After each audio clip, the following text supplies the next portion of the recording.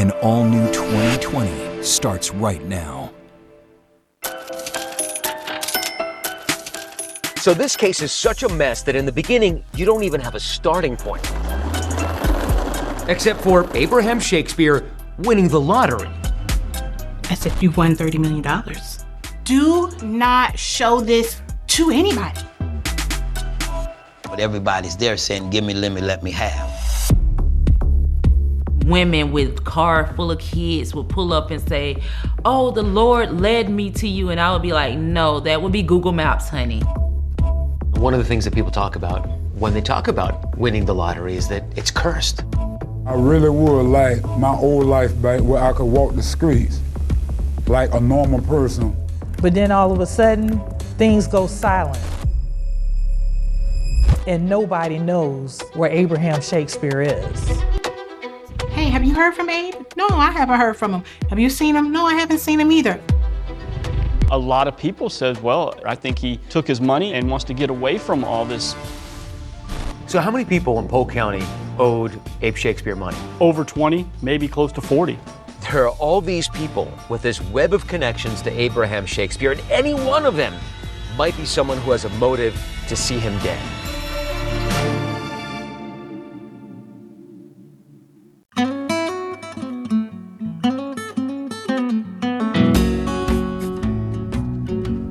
We all dream of a moment in life that will instantly change everything. A stroke of luck, and nothing will ever be the same again. That's exactly what happened to a man with the name you will never forget, Abraham Shakespeare. While Abraham Shakespeare was on a trucking route with his colleague, Michael Ford, they stopped at a convenience store. Mike Ford, who's the driver, says, you need anything? Abraham, who's staying in the truck, says, yeah, give me 2 quick picks. Right here at this gas station in a town with a name you just can't make up, Frostproof, Florida. 1 stop, 2 quick pick lottery tickets, one of which would change his life forever. A jackpot worth $30 million. Hello, Florida. It's Wednesday, November 15th, and here are tonight's winning numbers. 12. When Abe realized he'd won the lottery, he wasn't even sure it was real. So he brought the ticket to his cousin, Ashley McMillan. I looked up at him, and I looked at the ticket again, and I looked up at him. I said, you won $30 million. He said, okay, I just wasn't sure. I needed somebody I could trust to tell me that. And I was like, do not show this to anybody else. You go to Tallahassee and cash this in immediately. News of Abe's win quickly spread across the state of Florida. It was at this convenience store that Abraham Shakespeare bought the lotto ticket that changed his life. A Lakeland man is waking up a millionaire this morning. 40-year-old Abraham Shakespeare. He had the winning numbers, and Mr. Shakespeare, I'd like to give you my phone number. Yeah. He opted to take home the lump sum of $17 million. But then after taxes, he ended up with $12 million. Still, $12 million is a huge chunk of change for a man with a pretty humble background who came from the central Florida town of Lakeland. Lakeland is small town feel with a little bit of city in it, beautiful lakes. Areas are quiet, some parts are rural, and it's in between Orlando and Tampa. And here in Lakeland, Abe lived in a modest neighborhood where many folks struggled to make ends meet. This is the famous Abraham Shakespeare's ex-home, where he rented and lived. This is where they lived before. This is where they lived before he won the lottery. It was set up just like this. Nothing's changed besides painting it. Pretty modest place. Pretty modest. Abraham's life has been hard scrabble for its duration. Abraham dropped out of school. He had been in a little bit of trouble as a youth, nothing major, just little petty theft kind of things. And as he grows older, he takes on a series of odd jobs. Riding the garbage truck for the city of Lakeland, sweeping up in somebody's barber shop. Abraham had a strong friendship with Greg Smith, who owned the barber shop. He was working at my barber shop as a cleanup guy, sweeping up and mopping floors. He was a less fortunate person, so let him work, get paid, or buy him something to eat. Abraham was an easygoing person. He took life just as it came. What kind of guy was he? He was a humble guy. Humble, respectful. You know, he wasn't a hard ass. He was a good dude. He didn't smoke, he didn't drink, he didn't do dope. He was just trying to survive, trying to make it in the world as most people do, but without being in the limelight of problems and trouble. Even though he didn't have a whole lot, he was very content.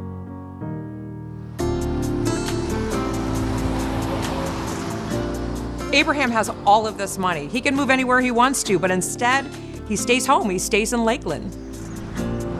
I think to a lot of people's surprise, Abraham did not go buck wild, as they say, when he got his money. He didn't overindulge. Abraham says, I want to buy a car. So off me and Abraham went to the car dealership. Abraham walks up on this particular car and he liked it. And I'm like, yeah, Abraham, that's nice, but you know, it's a used car. Used or whatever, it was a gem to him. He said he would go to Denny's to eat breakfast. He bought a Rolex watch from a pawn shop. He come to the shop every day, millionaire, come to the shop, sweep the floor. Yes. You better not drop a penny on the floor. First thing he gonna say, he gonna pick it up, he gonna say, pennies make dollars. Abraham doesn't spend much money on himself, but the one thing that he really wants is a new house. So he buys a 5,000 square foot, $1 million mansion. Prior to winning the lottery, he would walk around this exclusive neighborhood and he would dream about living in one of those homes. He was able to buy his dream home for $1 million in the gated community. And Abe quickly opened his doors to friends and even strangers. And one of those strangers was Centuria Butler, who was at the time down on her luck when she met Abe at a party he threw at his new house. At the end of the night, he was like, where are you going? I was like, I might be staying in my car tonight. He was like, well, you know, you can stay here until you get on your feet. He literally let me as a stranger move into his house. A friendship blossomed. Centuria and Abe grew close, and eventually they welcomed a son named Jeremiah. When the baby is out and they bring him over to the bed, Abraham with his long arms, he swoops in and he takes the baby right out of her hands. And he's holding him. And he's like, yeah, I got my snook and pookum. But for Abe, it wasn't enough just to provide for his own family.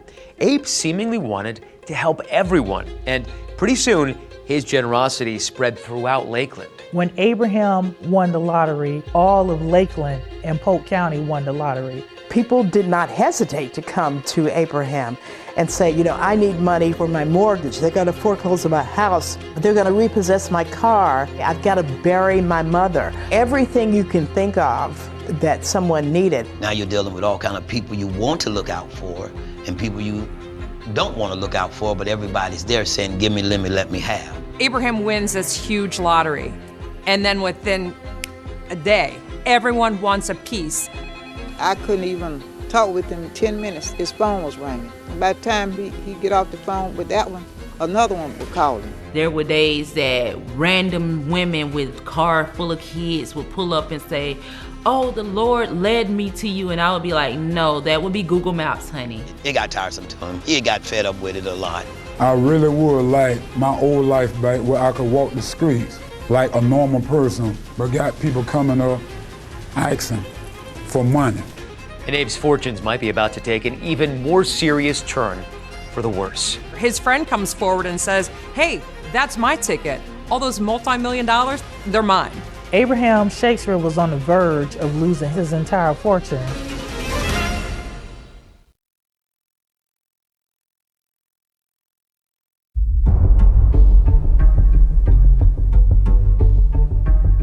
When Abe Shakespeare moved into that gated community, he was stepping into his life of luxury as a recent lottery winner. But those gates still couldn't keep people out. Friends, neighbors, even strangers still visited, asking for a favor, a loan, or a handout. I think it caused him more harm than good. I don't think he enjoyed that money. It was like I wish I didn't even have no money. He was dead serious. There's something called the lottery curse. Lottery winners go bankrupt. They are killed, robbed, kidnapped, and scammed till the end of days. Most people work and struggle to get millions. When it's handed to you, it's an easy come, easy go, and you're open game. And if you're not prepared for it, you're screwed with it. Abe tried to manage that flood of requests, turning some of those handouts into loans, but this was far from a perfect system. One of the things that Abraham did was he set up a business venture in which he became the hood's bank. But that also meant that he had to make arrangements with them for when they would pay back and how much they would pay back. This was becoming overwhelming. Abe was giving out money faster than he could keep track of. And then things took an unexpected turn with that coworker on the trucking route, the guy who bought the winning lottery ticket for him, Mike Ford. Suddenly, there's a lawsuit against Abraham filed by Mike Ford, who is claiming that Abraham stole the tickets. I was able to immediately get in contact with him. He was upset because he thought that Michael Ford was a friend. To defend himself, Abe brought in a high-profile attorney named Willie Gary. Willie Gary is a force, very self-confident.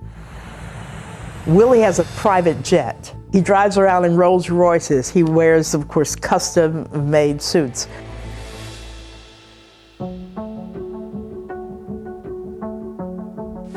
Please be seated, ladies and gentlemen.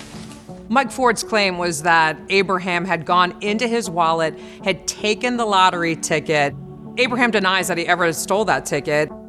In response to the lawsuit, Abe alleged it was never about a stolen ticket. It was about a demand for $1 million. Abe's claim was that Mike basically went to him saying, hey, I want $1 million. And Abraham said, I'm not giving you any money. And that's when Mike said, well, I'm going to sue you. Ford has a different account. He says that when he asked Abraham about the ticket, Abe offered him $1 million, but later refused to pay, saying Ford couldn't prove the ticket was his. Ford versus Shakespeare was a 5-day trial. Michael Ford did his best to present his case, but the jury only took an hour to find against him. It was a battle over millions in that courthouse, but in the end, he got to keep all of his money. And then he met someone. He met someone who promised to help him, who promised to protect his fortune, to secure his future. Was Abe's luck finally turning around? A woman named Dorice Moore, they call her Dee Dee, Florida born, very ambitious, pretty smart. She comes along. In fall of 2008, Dee Dee goes to this small business conference where she meets the realtor who sold Abraham his $1 million mansion. And she thought it would be cool to write a book about his life. Dee Dee is introduced to Abraham, and he agrees to let her profile him. She wanted to sit down and interview us for her book.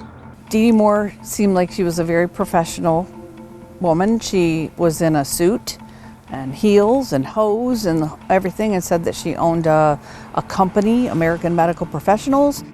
Dee Dee Moore is a self-made businesswoman, a very successful businesswoman with a medical staffing company. And the more time Dee Dee spent around Abe, the more involved she became, not just as an author, but also as an advisor. She learns that he has all this money out there in the community. She said, you need a financial advisor, you need some financial help. I am an expert at that. The next thing you know, Dee Dee is Abraham Shakespeare's sidekick and his emissary who goes around to collect money. She had her own money. She didn't need his money. And that became a trust factor for him. He's like, you know, she has her own business. She, you know how to run things. She gonna help me with my LLCs. Dee Dee wasn't just helping Abe with his money. She also started recording their conversations, capturing these behind-the-scene moments where, even with her help, he still appeared to be fed up. Do you get tired of people asking you for money all the time, Abe? Give me your opinion on it. I've been tired. A year ago.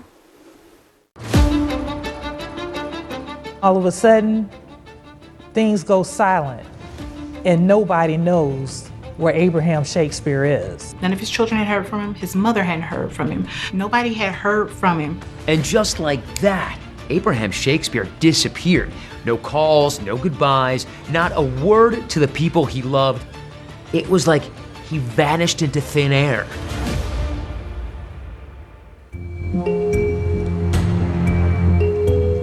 Abraham Shakespeare seems determined to shake that lottery curse, especially after his generosity cost him almost all of his jackpot millions.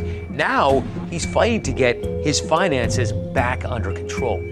Everything was well, and then it got quiet all of a sudden. In April of 2009, there's a stir going on in the community about nobody having seen Abraham Shakespeare in a while. A little buzz at first, and then it gets louder and louder and louder and becomes a thing. People start to talk, hey, have you heard from Abe? No, I haven't heard from him. Have you seen him? No, I haven't seen him either. And that kind of started to snowball when everybody started to realize, you know, I haven't heard from him either. And so at what point did you notice that Abe might have gone missing? When I would call, he would always answer me or respond back. And when I didn't get that, then it began to make, somewhat of a red flag. There was this widespread speculation around Lakeland that Abe finally just got fed up with all these people thinking that he should share his fortune with everyone. And as a result, he decided to skip town. It was common knowledge that Abraham said that he got tired of people asking him for money. I really would like my old life back where I could walk the streets like a normal person. When nobody's seen him, for the first couple months, we were like, okay, you know, he did say that he was gonna go away for a while and just let things, you know, kind of die down and chill, and then he was gonna come back. And friends say Abe had a very good reason not to skip town for good. Even though Abe and Centauria at this point were no longer living together, Centauria says Abe was still a devoted father to their son Jeremiah. He was just like so excited about being a father, and he would take a picture every day.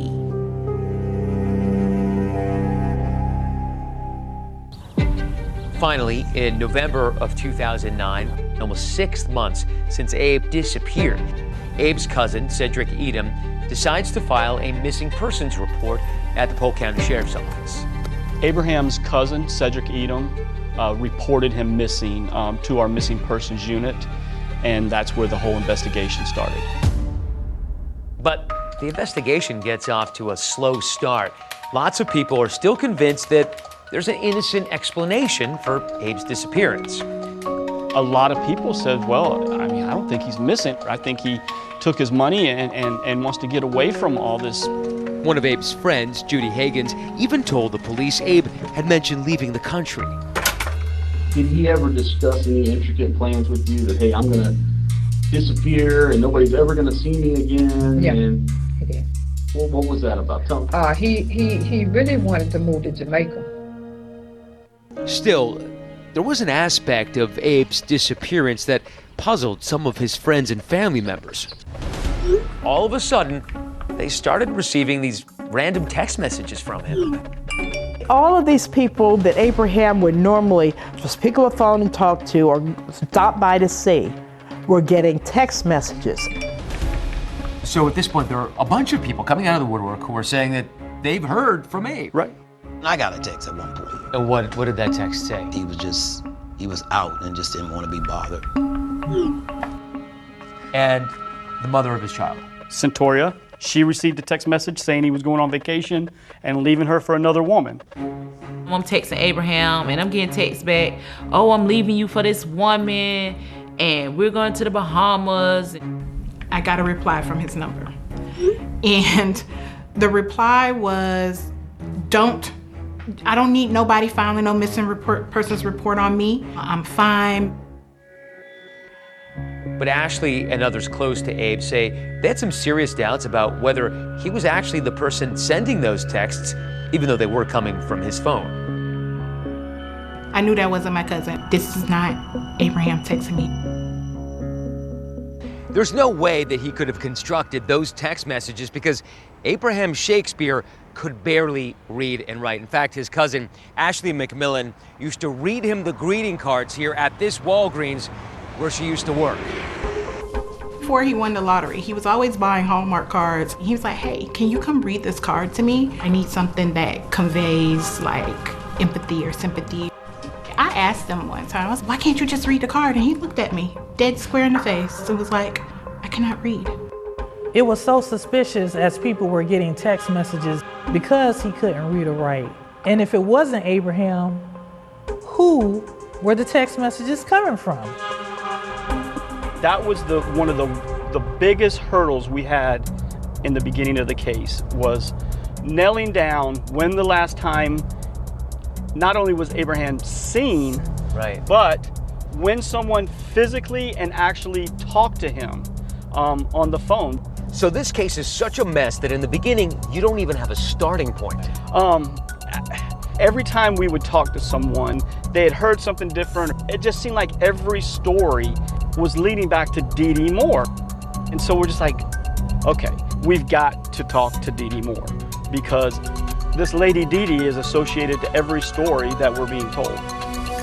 For Abe's friends and family, it makes sense that if anyone knows where he is, it would be Dee Dee. I mean, after all, she has been working closely with him to get his finances in order. As their friendship began to blossom, Abraham and Dee Dee Moore hung out quite a bit. She became a major asset to him by helping Abraham collect on money that was owed to him. Everybody was very uncertain. Dee Dee had an answer. When police interviewed Dee Dee about Abraham's whereabouts, she says nothing's wrong. In fact, I'm in constant contact with him. Her statement was that she talks to him all the time. If we wanted to see him, she would make sure that she brought him to us. So she sends him a text message in front of us and it's like, Abraham, call me, please call me. We wait a little bit and nothing. And she's like, well, I'll call you in the morning as soon as we hear from him. We'll set up a meeting. So we left. Although Dee Dee can't actually connect police with Abe on the phone, she is able to show them that video that she'd taken of Abe where he says he wants to skip town. So where do you want to go to?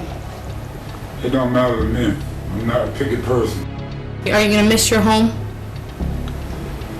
Yep, I miss it, but life goes on.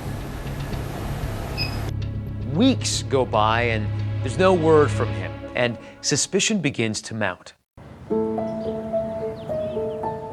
But then this startling development. Out of the blue, Abe's mother, Elizabeth Walker, is having dinner at a Cracker Barrel and Elizabeth's phone rings. And she opens her phone and sees it's Abraham calling. And she said, oh my God, it's Abraham.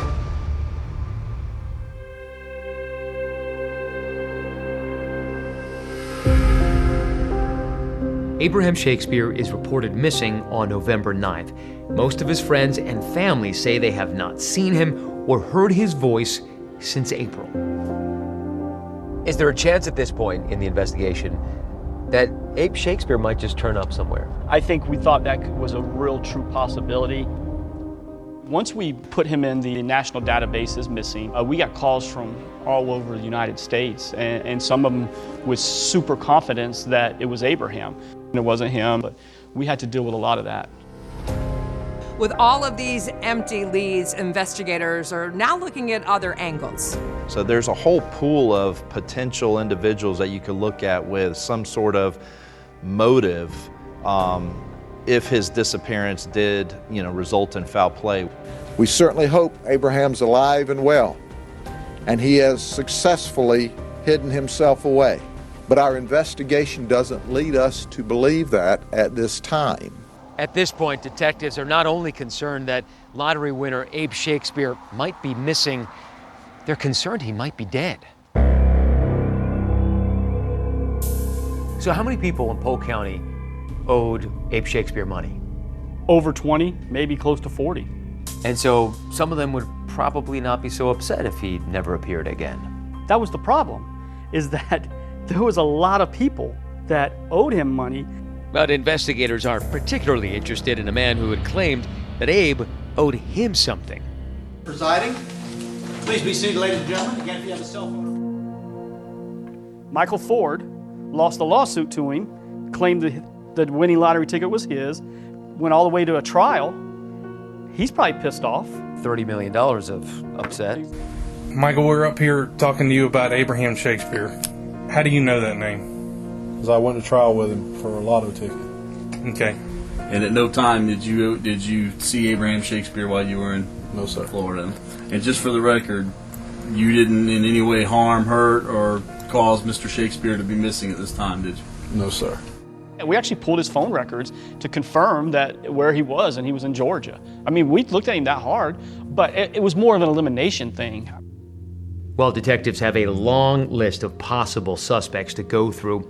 Marissa Green at the Ledger in Lakeland is focused on one person, Dee Dee Moore. I felt like I had a vested interest in finding Abraham Shakespeare, just like the detectives.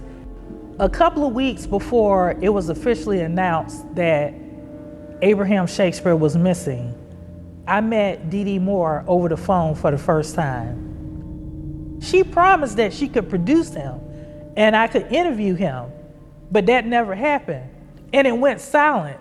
And so that's when my red flag started to raise about this woman and who she was. Then in December 2009, Marissa is able to convince Dee Dee to come down to the Ledger newsroom for an interview with her and her editor, Lyle McBride. Dee Dee tells them that at the time Abe disappeared, most of his lottery jackpot was long gone. And he didn't have any money left, really. Right, except for what he was collecting, the regular little loans. The few that were paying him back, that's what he was living off of, because everything else was froze. Because all his other money was tied up. She said everybody else was taking advantage of him, but not her, because she had her own money. That's the kind of person I am. If you've asked my family and my friends, I've been that way my whole life. I always helped people. During that 3-hour interview, Dee Dee now tells a different story. Now, she insists that Abe left town to avoid having to pay money in the child support fight he is supposedly having with the mother of his son, Centoria Butler. And so he was very upset and adamant that he would rather spend 179 days in prison, if they find him, than to pay her anything. There was never a plan to go to court to get child support. I never attempted to go to court to get child support. That was the end of the story. So during the interview, we played good cop, bad cop, and I was the bad cop. I was the one asking the hard questions of Dee Dee Moore. Where is Abraham? Well, Abraham knows he was supposed to go for contempt of child support, okay? And that's the question I asked. Where is Abraham? I do not know. And I told the cops this. I do not know his address. I didn't want to know because of the fact that we knew he would have a warrant out for his arrest. That interview with Dee Dee Moore at the Ledger, it ends without any new information regarding Abe's whereabouts. But then a month and a half after he was reported missing, there's a surprising turn of events involving Abe's mother, Elizabeth Walker. Dee Dee befriended her. And they're having dinner together one night. The phone rings. And it's Abraham. Hi, Mom, I love you. Oh, baby, I miss you. Where are you? I can't hear you. It's so loud. I can't really hear you, but I'll be home soon. I love you. I love you too. And that's the end of the call. Dee Dee says, oh my God, he called you. See, he's okay. And Miss Walker appears to be relieved, but Not quite sure, because Abraham sounded different. Abe's mom is suspicious. She was suspicious, didn't think it sounded like her son, but in the back of her mind, maybe he really does have a cold, maybe he's really sick. Turns out the police are able to trace that phone call, and it leads them not to Abraham Shakespeare, alive and well, but to a very different person. We had that 30-day location tracker on the phone, so we pulled it up, and it's at the Lakeland Mall. Will that phone call help cops unravel the mystery of what really happened to Abe Shakespeare?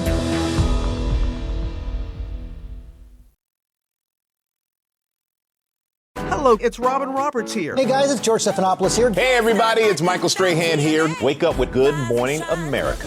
Robin, George, Michael, GMA, America's favorite #1 morning show. The morning's first breaking news, exclusive interviews, what everyone will be talking about that day. Put some good in your morning and start your day with GMA. Good Morning America. Put the good in your morning.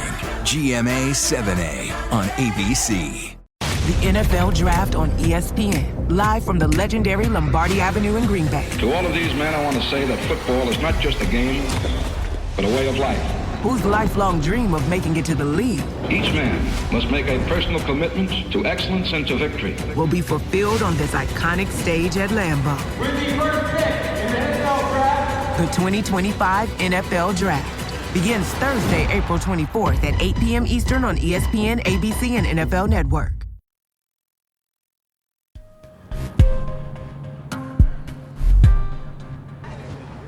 3 weeks after Abe Shakespeare's disappearance is reported to police, the full attention of investigators is now on Dee Dee Moore. She was supposed to have been his financial savior, but they've discovered that she has taken over his lottery fortune. What did you see when you looked into his finances? Abraham didn't have access to a penny of his money. Dee Dee had not only taken over all of his banking accounts, she had transferred money out of the banking accounts. Dee Dee tells Abraham that for his benefit, he needs to sign over his assets, and so that she can have control of those assets. That's the way she can protect him from anybody coming after him for any money.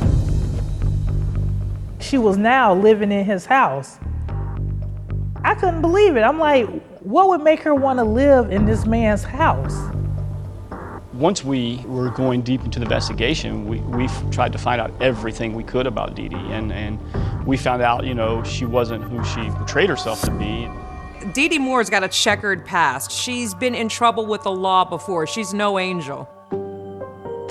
After graduating from Plant City High School in Florida, Dee Dee was eventually able to start up that medical staffing company. But she had her share of run-ins with the law, a no-contest plea for petty theft in 1999, and a guilty plea for check fraud back in 2002. There was also one incident where she falsely claimed she was carjacked after falling behind on her vehicle payments. So she drives the SUV down a dark country road one night, and two Latino men, this is her story, hijack her SUV, tie her up, rape her, beat her, and throw her on the side of the road, and take off with the SUV. Long story short, she had hired these guys to take the car and hide the vehicle from everybody. Dee Dee was convicted of insurance fraud. And that background raises a lot of eyebrows among detectives investigating Abe Shakespeare's disappearance. She definitely has the ability to manipulate, to lie, to concoct stories and so forth, yeah. We were really convinced that Dee Dee definitely had more information, and we wanted to push some buttons with Dee Dee. So police pressed Dee Dee for answers about how she's taken over Abe's finances. You are in essence Abraham, correct? Yes. But my point in all of this is, all of these people, plus all of the real estate, comes up to how much? But you've got to... No, comes up to how much, Dee Dee? I don't know. Comes up to how much? So, okay, so I've done the rough math, okay? It comes up to almost $3.5 million. Okay, if I'm guilty of anything, I'm guilty of helping him avoid child support. I'm not worried about any of that. Investigators may have their suspicions about Dee Dee, but what they don't have is any hard evidence tying her to Abe's disappearance. Meanwhile, Dee Dee turns to the media to plead her side of the story. Because of these people. Are you talking about your meeting with the cops? Yeah, because of these people, my life has been turned up in the last 2 weeks. All my house has been looked over twice. They've looked through all my papers. They took my computers and downloaded their hard drive. I want this out of my life. Yeah. And I feel sorry for Abraham. But it has hardened my heart. I don't know if I'll ever help anybody out anymore.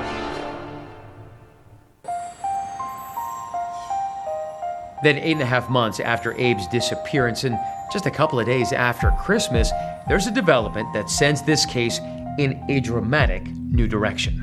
The thing that really turns the case was when Elizabeth Walker got that call from her long missing son.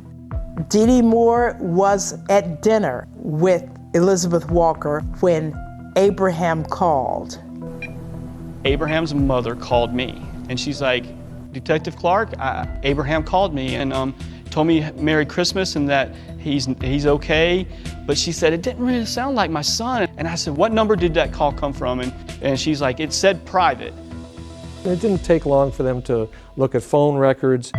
Investigators quickly learned two very critical pieces of information. First, that number is not Abraham Shakespeare's. Second, someone with that phone itself is located very close by, a local mall. So they rush to that local mall to figure out who it is. And incredibly, at almost the same moment they drive in, so does Dee Dee Moore. And then in drives Dee Dee. It's like a gift from God dropped to us. Crazy.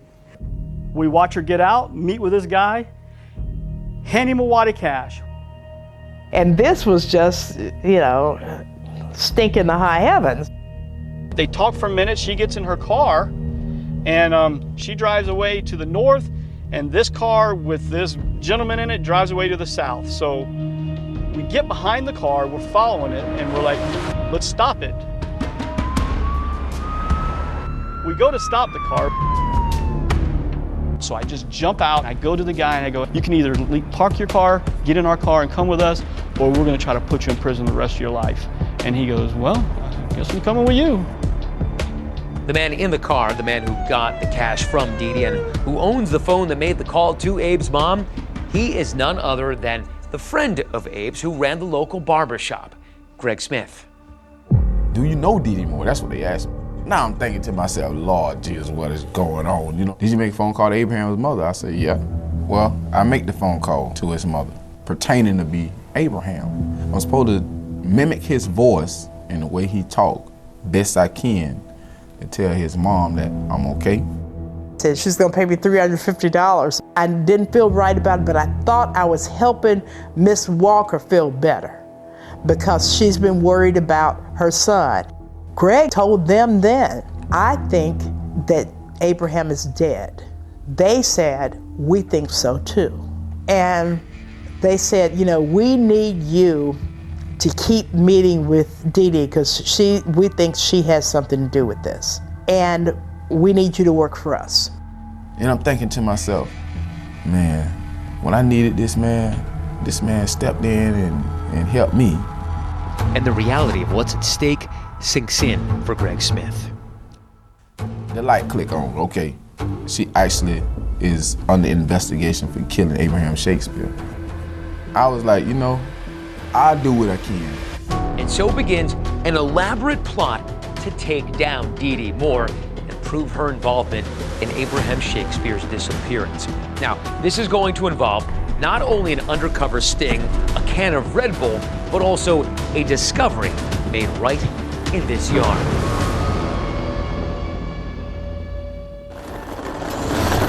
For Abraham Shakespeare, the good news is you've won the lottery. That's also the bad news. As of this time, we don't know the whereabouts of Abraham Shakespeare. Detectives are not only concerned that Abe Shakespeare might be missing, they're concerned he might be dead. We've got to talk to Dee Dee Moore because everybody is bringing her name up. Whatever story they had, everything just kept circling back. They're saying that I took a gun and killed another human being. What they need the evidence. But I guarantee you, Ronald has killed him. We're like, Ronald? We've never heard of a Ronald. She kept saying, Ronald killed him. Ronald shot him. Why are you laughing? Because A man is dead. He's been murdered. I liked Mickey Mouse and Donald Duck. There are so many things that proves my innocence. Do you understand how listening to you is bewildering? Well, do you understand how listening to you is just, it sounds like a bunch of stupidity? Hello, Florida. It's Wednesday, November 15th. And here are tonight's winning numbers. Abraham Shakespeare won $31 million in the Florida lottery, going from rags to riches.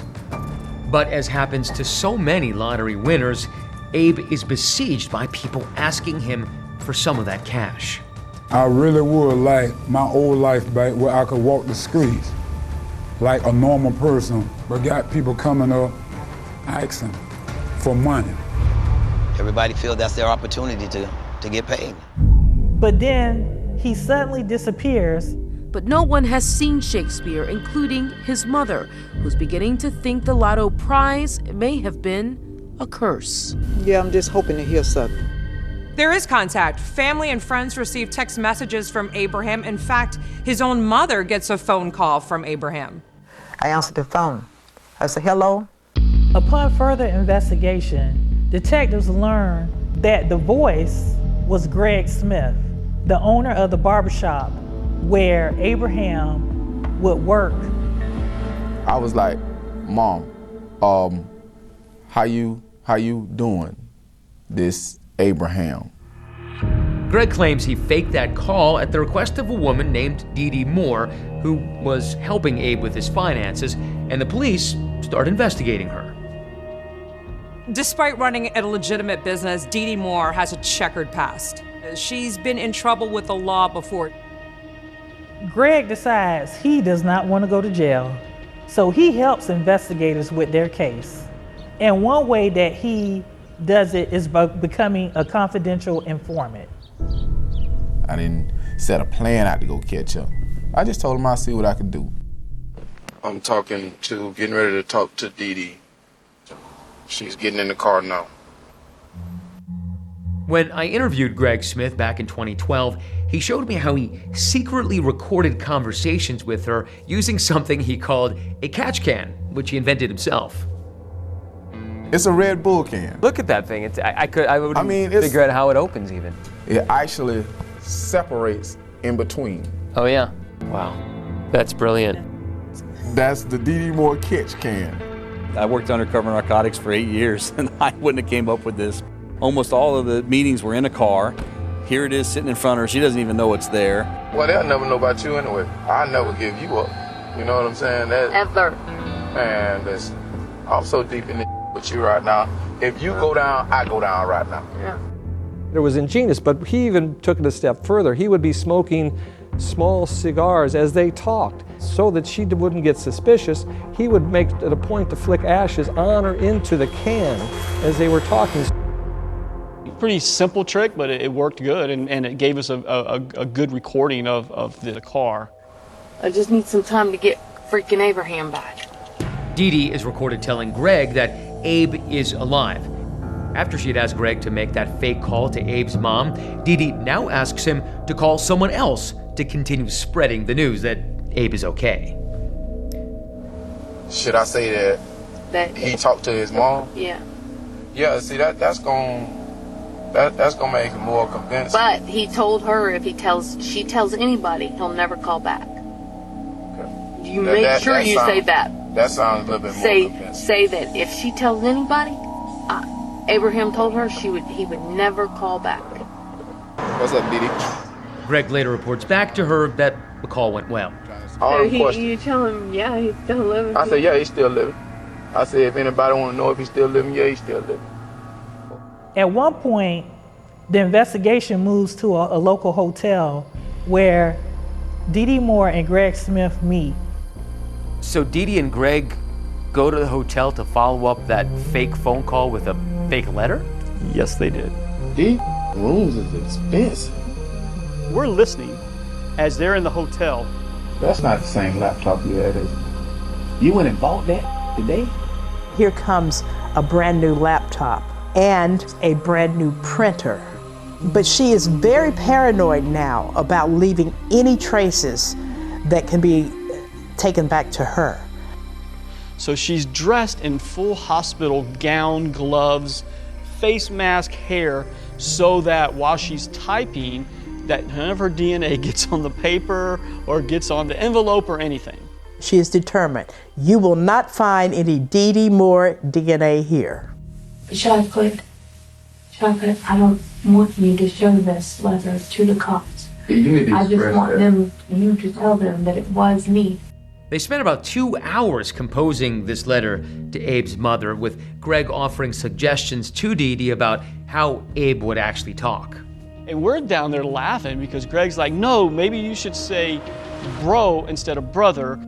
If I had to take this letter here, and I had to read this letter, and I had to understand this letter, the letter is convincing to me. It couldn't have came from you. How do you do it to anybody, but how do you do it to a 70-plus-year-old woman who hasn't seen her son in months? I mean, devious, manipulative, evil.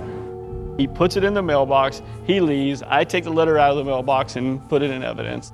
Remember, those close to Abe knew that he could barely read or write. I mean, this is a copy of the letter. Yeah. And for a guy who, even though his name was Shakespeare, I mean, right. He didn't write. This is like 6 or 7 pages. Exactly. I only wrote you just in case you really worried, just in case you can't keep this to yourself and you're really worried about me. Here's a Christmas present to you. The letter is more like a treatise about everything that Abraham would be trying to explain to his mother about why he went away and what hassle he went through once he got all the money, and how sometimes he wishes he didn't have all this money, but that he's doing okay and he's trying to stay away and get his life together. I mean, it went on and on and on for pages. But what Dee Dee Moore does next will remove all doubt Abraham Shakespeare is not okay at all. With a body, I can do a plea deal with him. What do you want? 50 grand. If you do this, you're going to be a very popular person. You're going to be a legend.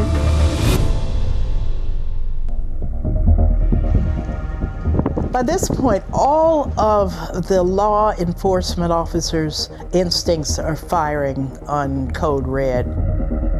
They feel that Dee Dee Moore knew what happened to Abraham Shakespeare. What they need the evidence. So at one point, you ask the sheriff to hold a press conference. As of this time, we don't know the whereabouts of Abraham Shakespeare. And at that point, the sheriff says, hey, we think that Abe Shakespeare may have been met with foul play. We suspect that he's met an untimely death. He also names Dee Dee Moore as a person of interest. I must tell you, folks, that certainly it is fair to call Dee Dee Moore a person of interest. After that press conference, I believe she felt the walls closing in on her. So immediately she calls Greg Smith. We've got to do something. Did you see what Sheriff Judge's saying about me? And that's when the next phase of the case begins, convincing Dee Dee that if Abe is actually dead, to admit what really happened. They come up with this idea that they will get a fall guy who will say, you know, I'll take the blame and say that I killed Abraham Shakespeare. We call a guy named Mike Smith. I mean, he's just a very large, intimidating fella, and one of the best undercover guys I've ever worked with. And his last name happened to be Smith, the same as Greg Smith, and they pretended to be cousins. So we tell Greg, we just want you to tell her that you have a cousin that's going to prison. If there happens to be something wrong with Abe, I bet for the right amount of money, he'll take a murder rap. And I said, I know somebody. I got a cousin finna do 25 years that'll take that rap. Yeah, I got somebody. Here's the deal. I went and talked to him, and he said, okay, I'll do this. When can I talk to him? She reacted way more than we expected. She immediately says, I want to meet him. I want to meet him as soon as possible. So soon after, they arrange a face-to-face meeting in another parking lot in Lakeland. I pulled in right about this area here. Okay. And parked. She comes over, he jumps in the back seat, she jumps in the front. Hello. Hello. All right, this is my baby right here. You gotta take care of her, buddy. He introduces us. We talk, small talk, briefly for a couple minutes. Who does she think that you are at this point? At that point, Greg had sold a story to her that I was a drug dealer. I was just a drug dealer. He knew I was just drug dealer. They got busted by the feds that was going away, that was willing to take the rap. Yeah, I'm in over my head. I've never been through nothing like this in my life. The meeting is taking place in a undercover vehicle that we had equipped with listening devices and recording devices. And what was Dee Dee's demeanor like in the car? Was she twitchy? Do you think She was all chipper, just normal. I believe the question was, why would you take the rap? Why would you do that, though, for me? I'm going anyhow. I'm going anyhow. Well, I can tell you, if you do this, you're going to be a very popular person. You're gonna be a legend, and probably on the Oprah show. When I told her, I said, I got busted by the feds, man. I'm finna go do 25 years. I need the money to leave to my baby mama so she can take care of my child. What do you want? 50 grand. Okay. Can I do it in payments? Because I don't have that kind of cash. I'm going to have to sell something. I'm gonna need 10 up front. Once I do this, make sure my boy get the money. Okay. But that's not enough. You feel like you need more out of her. I felt like I needed more out of her. I felt like we needed a body. Like I said, I'm gonna need a body. Probably can get a plea deal with them because they definitely gonna want the body. Okay. And then Mike tells her, wherever the body is, I want to move it because if I'm going to confess to this, I'm going to make it my own. And she brings up, there's a guy named Ronald, a drug dealer. If you take the rap, he is not going to show up. And I guarantee you, Ronald has killed him. I just know it. We're like, Ronald? We've never heard of a Ronald. And Ronald's the one he owed the money to? Yeah, they were doing a drug deal. No, I think Ronald killed him for the money Abraham had on him. Abraham had a ton of cash on him. Like the tune of $800,000. This is a huge development. Whoever Ronald is, Dee Dee has just admitted for the first time that she knows that Abe is dead. That's the biggest moment of the case. That's where we know 100% he's dead. I mean, for us, couldn't have been a bigger moment than that right there. She kept saying Ronald killed him. Ronald shot him. I said, well, where's the body, Dee Dee? You get with Ronald and ask him, Ronald can tell us body at. That way when I plea deal with, I can tell them the body is right here and they will dig him up. Okay. And they'll have a body. Okay. Get with Ronald, find we need to know. Okay. I'll back up my boy. Okay. I'll do it. All right. Thank you. All right. It was nice meeting you. The next morning, Dee Dee calls Greg and says, we need to meet and make it quick. Dee Dee wants Mike Smith to be able to confess as soon as possible so that the investigators will stop looking at her. Do you think that they're watching all the properties and all the friends' properties I have? He goes and meets Dee Dee, and Dee Dee hands him a towel. There's something wrapped in the towel, and she tells him, this is the gun that was used to kill Abraham. We're gonna grind then we put his handprints on it, and we'll put it somewhere. So she handed over her gun to you. Exactly. She trusted you that much that she handed you the murder weapon. Exactly. She asked him to meet him back at the same spot later in the night. She would show him exactly where the body was. This is the perfect time. Plant City. We'll call me in Plant City. Yeah. All right. We set it up for her to take me to the body now. Just like I figured, the body's still on that property. We're moving the body tonight. Dee Dee thinks that once Greg and his cousin dig up the body, she's going to be home free. But she has no idea what is actually about to happen next.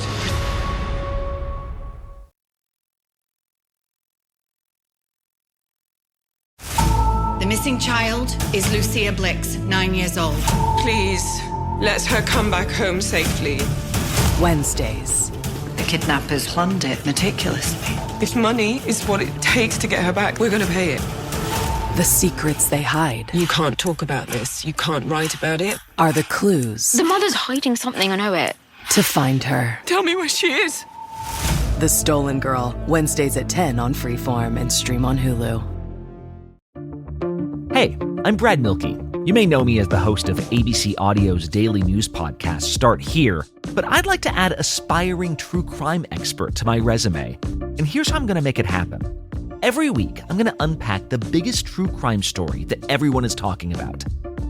ABC's got some unique access here, so I'll talk to the reporters and producers who have followed these cases for months, sometimes years.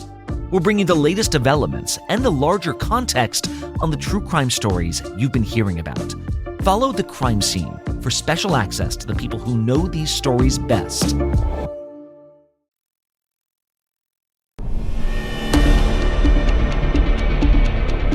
Not long after Dee Dee meets with the man who she believes will take the rap for killing Abe Shakespeare, she's driving along this road with Greg Smith, heading to a property she owns on the outskirts of Lakeland. So Highway 60, it's considered a rural area of Hillsborough County. There's a lot of tomato fields, strawberry farms, and so forth. You feel like you're in the country. Dee Dee's property has 2 ranch-style houses that are several yards apart. They parked over in this house. We're just kind of on the side of the road with our lights off. She walks Greg right here. There was a 30-foot by 30-foot concrete slab. Concrete slab in the middle of a field. Yeah. And she takes a piece of angle iron and sticks it in the corner of the slab and sticks it down in there and says, dig. Abraham's body's right there. It's right here. It'll be 9 foot. It'll be 9 foot deep. And you're listening to this. You guys must be just going nuts at this point. I think once we heard that, we both look at each other and go, wow, let's just hope this isn't another Dee Dee spin or scam on things. We didn't know if we actually had the body down there or not. As authorities begin this arduous work to uncover what's below ground,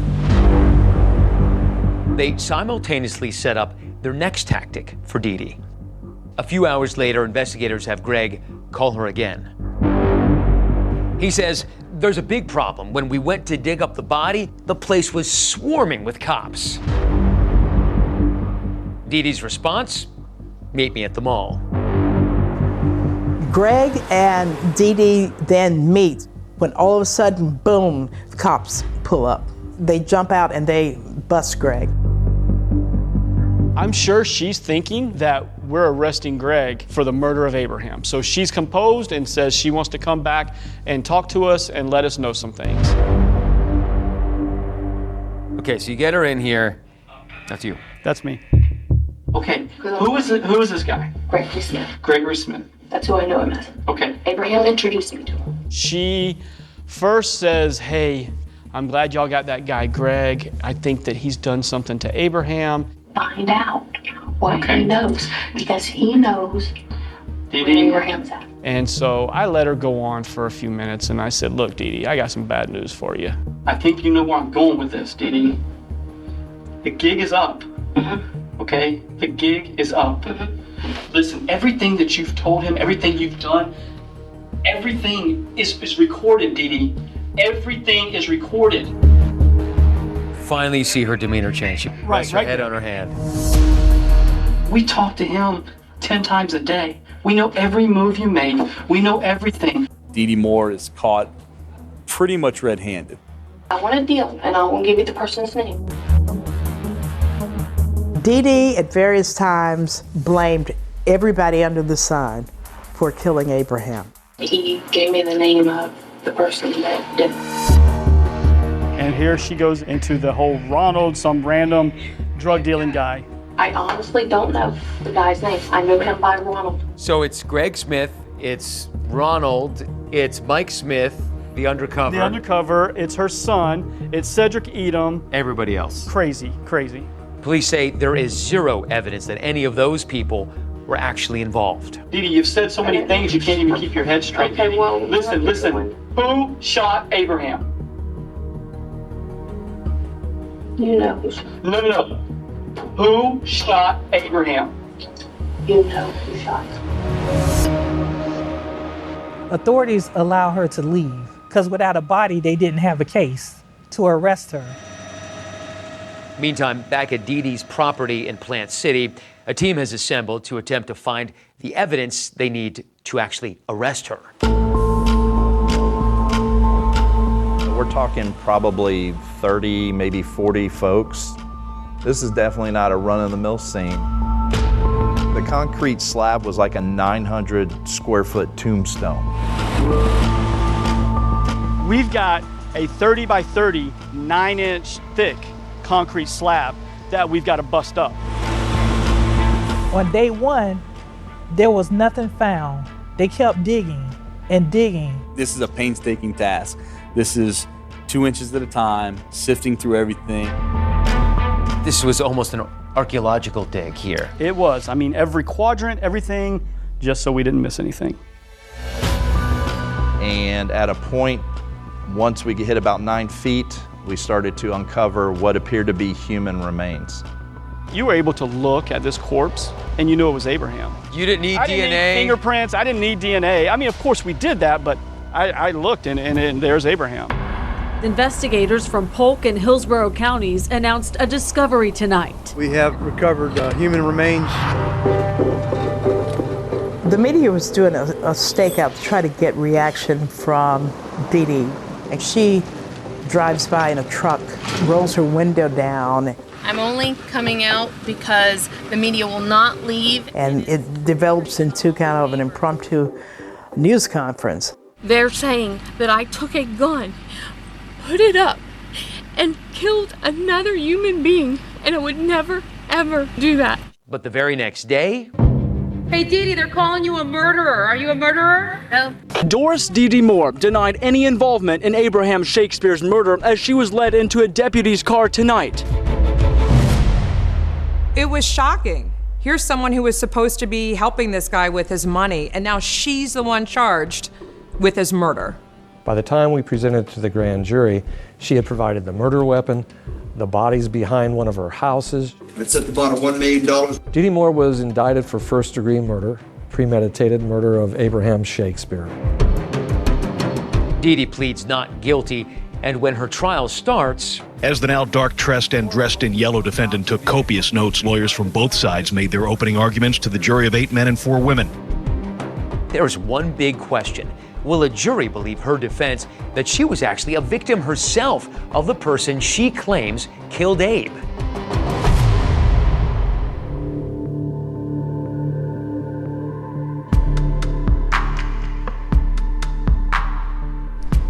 Six years after Abraham Shakespeare won the Florida lottery, 3.5 years after he disappeared, the murder trial of Dee Dee Moore is set to begin in this courthouse in Tampa.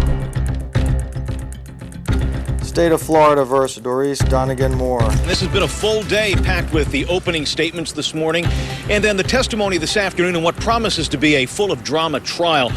The public's interest in this case was incredible. Prosecutors claim Dee Dee Moore swindled. Journalists are always looking for something that is unprecedented. Of Dee Dee's diabolical scheme to steal from, then kill lotto winner Abraham Shakespeare. Or unusual, conflict, scandal. And this had pretty much all of the elements. An anaphylactic shock. Of course, Dee Dee's behavior in the courtroom also helped keep the story going. Another day, another outburst. We're not going to go back and forth. You need to compose yourself. The prosecution is out to convince the jury that Dee Dee meticulously planned Abe's murder.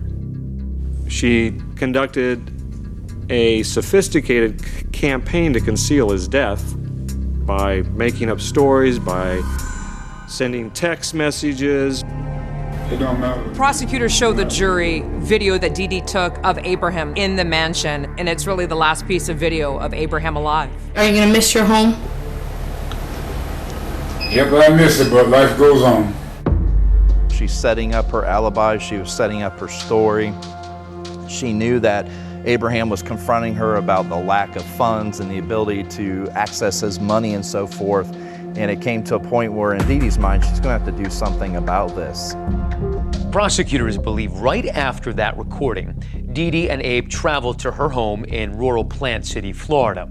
And it's there that prosecutors say she shoots him and leaves him until the next day. The body's on property she owns. The murder happened in her house and with her gun. She admitted she bought the lime that was poured over the body of Abraham Shakespeare. Prosecutors show video in court of Dee Dee going to Walmart to buy cleaning supplies.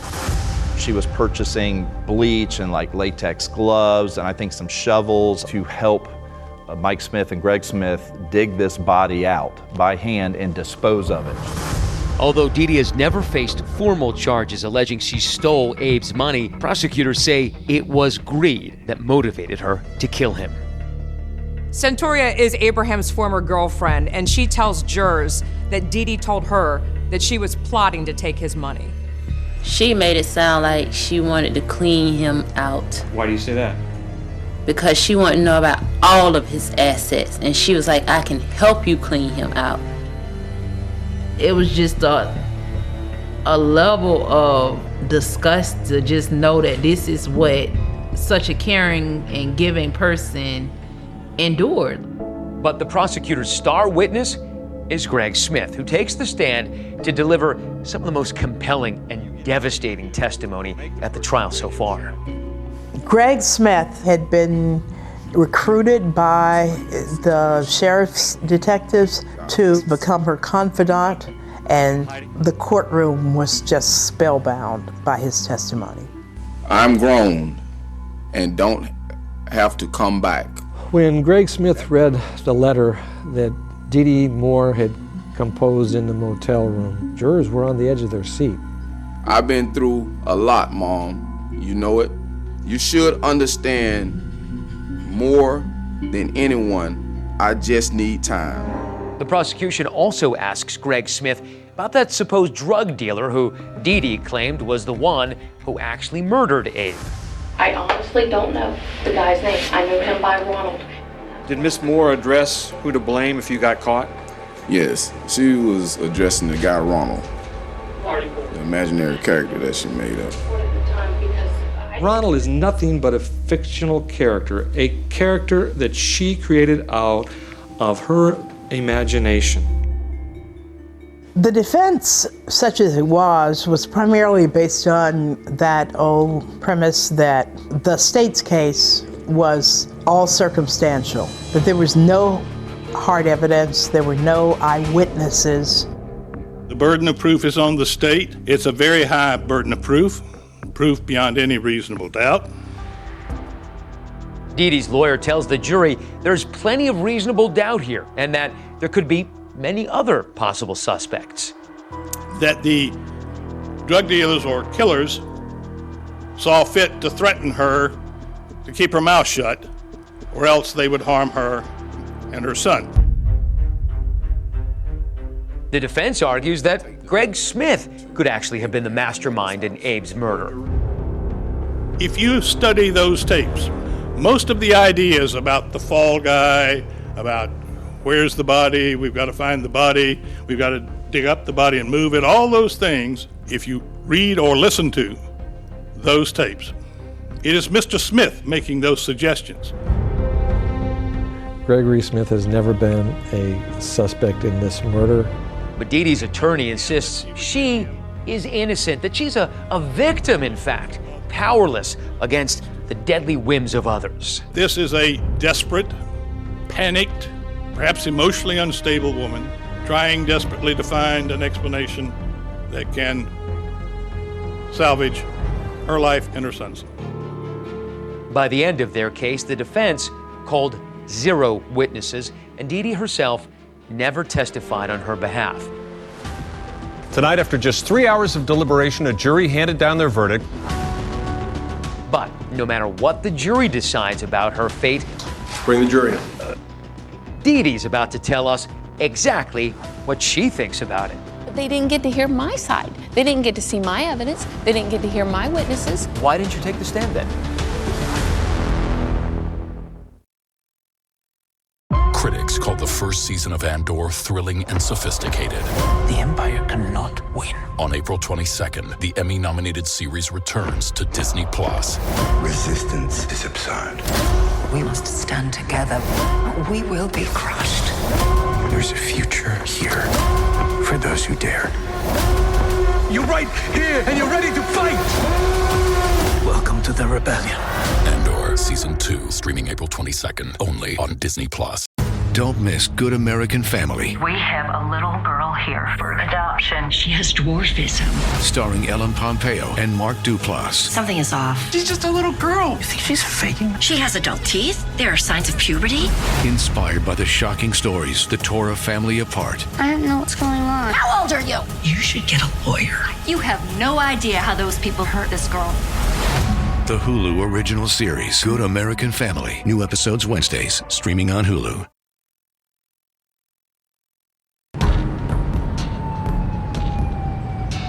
After almost 2 weeks of this roller coaster murder trial, it's now up to the jury to decide Dee Dee's fate. Bring the jury in. Tonight, after just 3 hours of deliberation, a jury handed down their verdict. Juries do unpredictable things at times. Is that indeed the jury's verdict? It was probably 7 o'clock at night.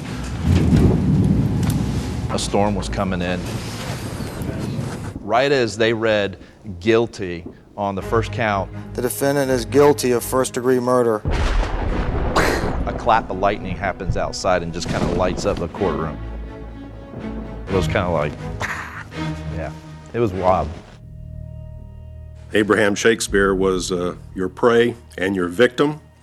Money was the root of the evil that you brought to Abraham. The judge made a brief statement about how heinous her crime was and that he would be sentencing her to life in a Florida state prison without the possibility of parole. I felt like he did get justice because even though his life was cut short, her life is just going to be long and miserable. I won't forgive her. I don't forgive, and I never will.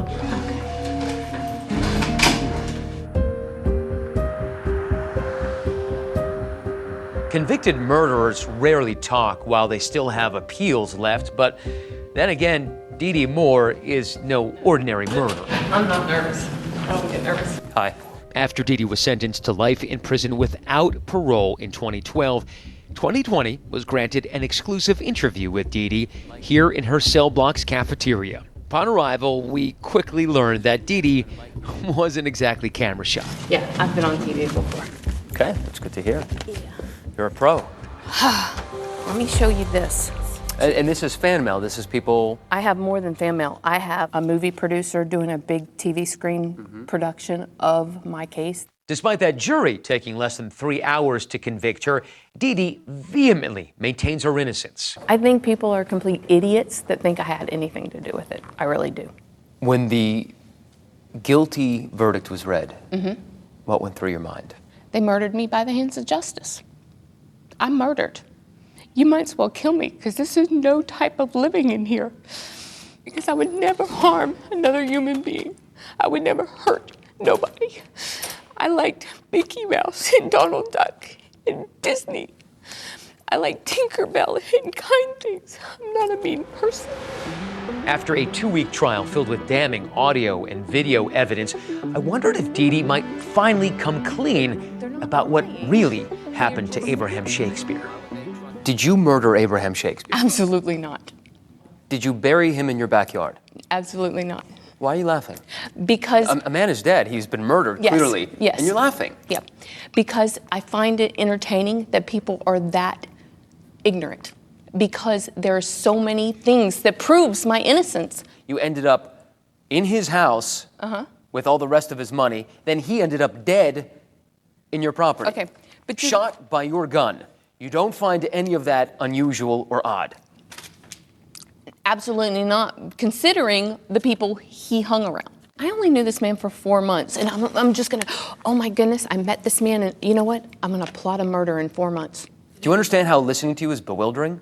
Well, do you understand how listening to you is just, it sounds like a bunch of stupidity? So if Dee Dee's claims are so convincing, why didn't the jury buy it? Well, she blames it all on her own attorney. About me. I personally would have convicted myself for what they got to hear, but they didn't get to hear my side. They didn't get to see my evidence. They didn't get to hear my witnesses. Why didn't you take the stand then? Because my you had lawyers, every opportunity to defend yourself. I wanted my witnesses to take the stand, for me to take the stand. My lawyer says we didn't need it. Your lawyer was that convinced you were going to win? Yes. But Dee Dee's lawyer, Byron Heilman, said the decision not to testify was Dee Dee's, and Dee Dee's alone. We discussed with Ms. Moore whether she wished to testify. That discussion had gone on for quite some time, and she made the decision not to do that. But since she claims her case was not properly presented in court, Dee Dee tries with us.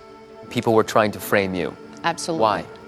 Because, first of all, I was an easy target. A target, she claims, for drug dealers. Remember the story about Ronald, that so-called drug kingpin? Dee Dee claims the gang he allegedly had was out to kill her. They were gonna take my son and kill him and chop him up and put him on my doorstep. Who? These guys that the sheriff's department says didn't exist, that we have witnesses that they do exist. You give so many different versions that it's absolutely bewildering. On Why purpose. is that? I'm threatened. They're making. So you're me lying do to the that. police because you feel threatened? No, I'm being told to do that. I'm being told to just keep throwing them off By Ronald.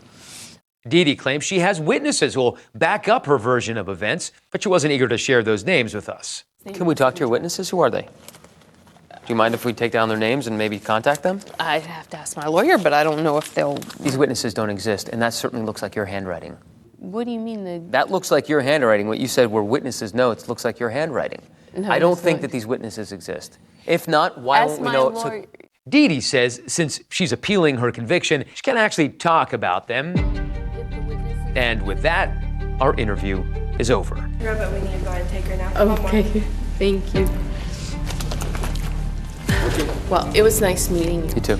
Dee Dee may not have been willing to share her evidence of supposed witnesses with us, but she's going to get a chance to present her claims in court. Is going to be back in court today. Dee Dee Moore will try to convince a judge to give her a retrial. Will it be enough to get her murder conviction overturned?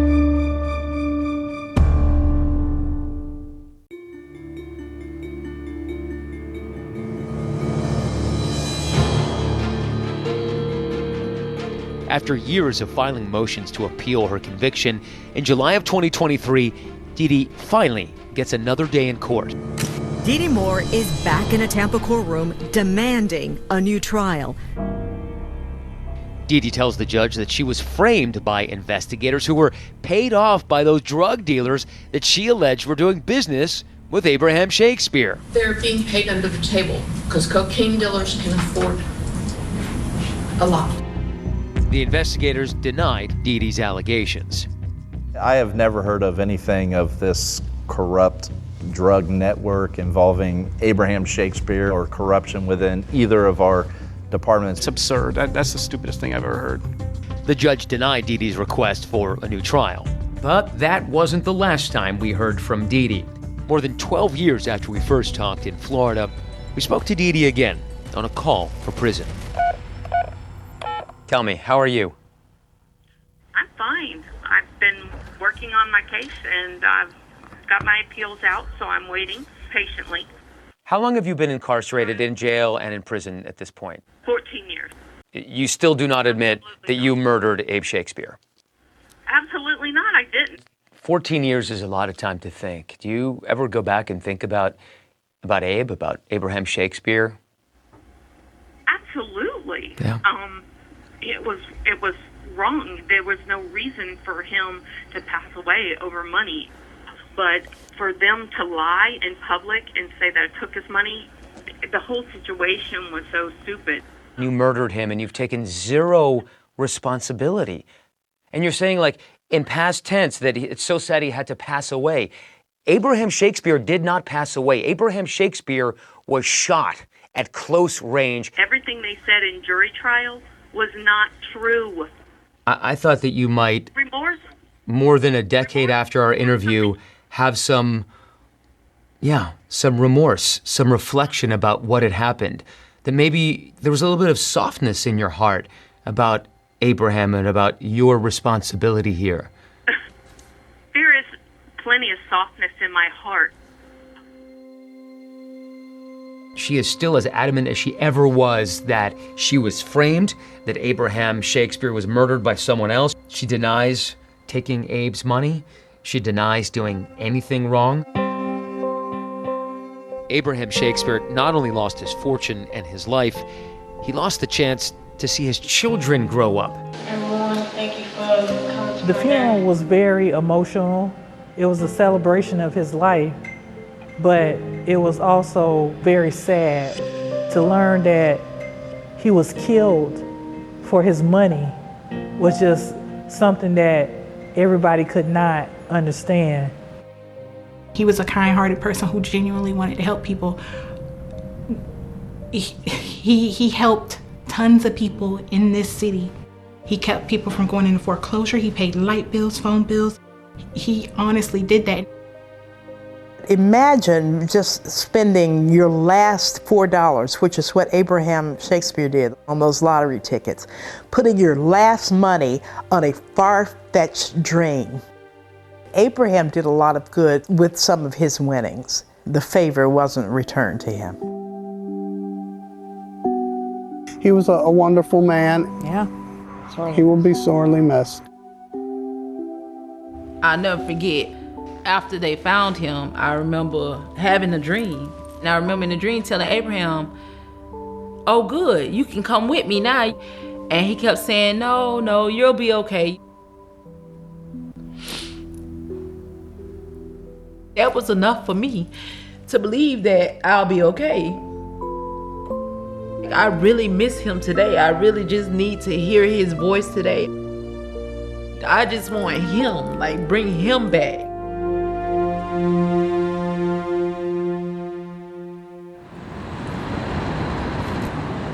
Remembering Abraham with a broken heart and missing him, Centauria is now a traveling nurse. And we should note that Jeremiah, their son, he is now 16 years old.